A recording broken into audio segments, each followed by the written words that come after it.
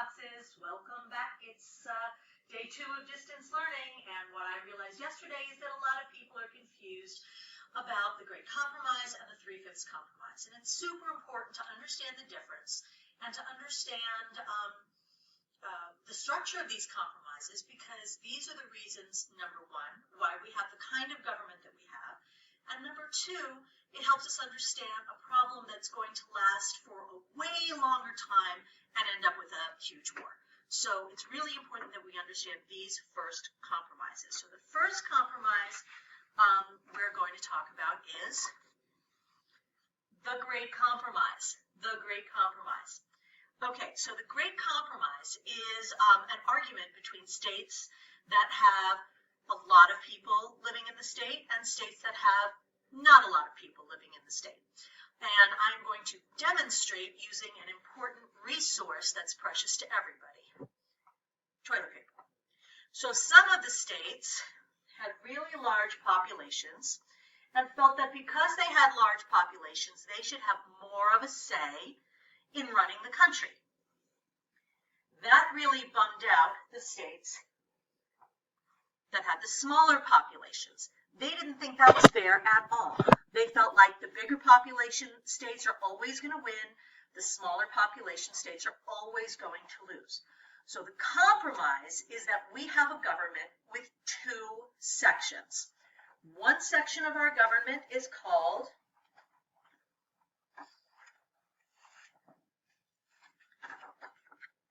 the Senate. In the Senate, all the states count the same when making laws. Every state has 2 senators. Every senator has the same amount of power when it comes to making a law. So every state counts the same in the Senate. The second part of our government is called the House of Representatives. The House of Representatives is different. Every state counts differently in the House of Representatives because the number of representatives that each state has depends on how many people are in the state. So if you have a state with a lot of people, like New York, you have a lot of representatives. If you have a state with just a few people, like Wyoming, you have just a few representatives.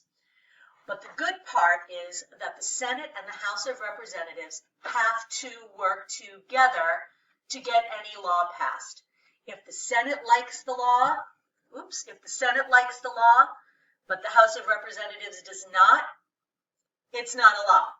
If the House of Representatives likes the law, but the Senate does not, it's not a law. They both have to agree. That's the way laws get made in our country. And we're going to be talking more about the lawmaking process in a couple of days. Now we're going to move to the second big compromise called the 3/5 Compromise. And that one's a bit more complicated, a little trickier to understand, and frankly, kind of upsetting. So I'm going to put these to the side. And now we're going to move on to the 3/5 Compromise. Okay, 3/5 means not a whole. 3 parts. You divide something into 5 parts, and you only count 3 of the parts. The other 2 parts, you don't count. That's what 3/5 means. So what are they trying to count in the 3/5 Compromise? Well, they decided that for representation, the number of representatives each state has depends on the number of people who are living in the state. So if you have a big state, you have more representatives. That gives you more power, more say in how laws get made in the country. On the other hand, if you are a small population state, you do not have a lot of say. You do not have as many representatives. So the delegates at the Constitutional Convention began to argue about whether or not slaves should count for representation.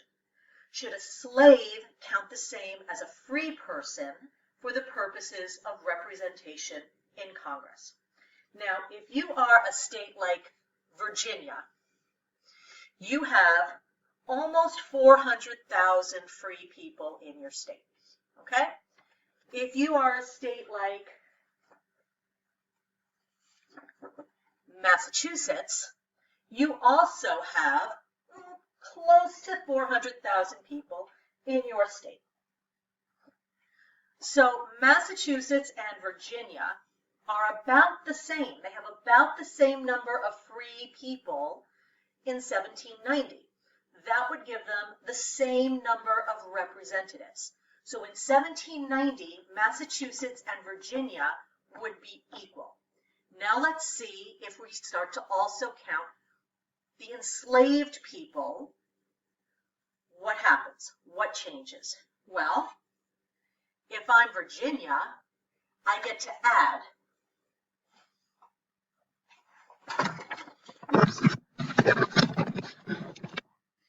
I get to add. Got my stash of precious toilet paper over here. I get to add. So if I am Virginia, I am super happy because I get a lot more representatives if I'm allowed to count the enslaved people in my state for representation. On the other hand, if I am Massachusetts, I have 0 enslaved people living in my state. So what just happened? Virginia just became way more powerful than Massachusetts. Virginia has way more say in the House of Representatives than Massachusetts does. So if I am from Virginia, I am super happy about this. If I am from Massachusetts, I am super not happy about this at all. So then there's a big argument. Should slaves count? Should they not count?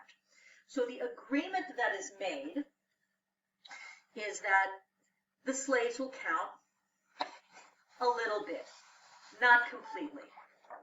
The agreement is that for every 5 slaves that a state has, they will count 3 slaves for representation. So if you have 5 slaves, they'll count 3 of them for representation. If you have 500 slaves, they'll count 300 for representation.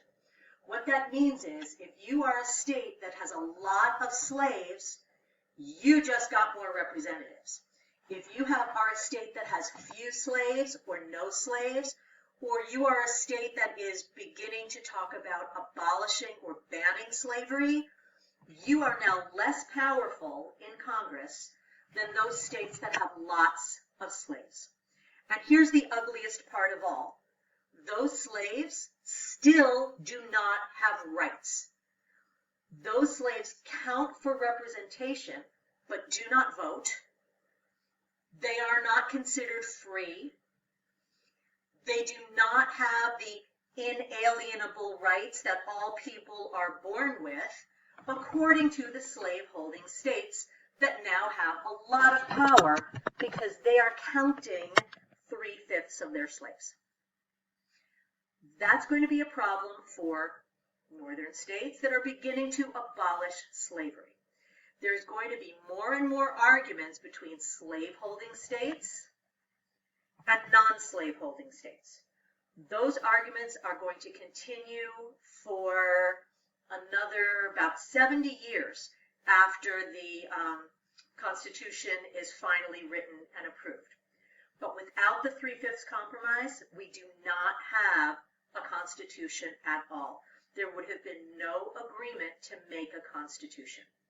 So it is an ugly part of the history of this country that to make a constitution, we had to make an agreement that slavery was going to be okay, at least in some places. And eventually our country is going to deal with that in a much deeper way during the American Civil War.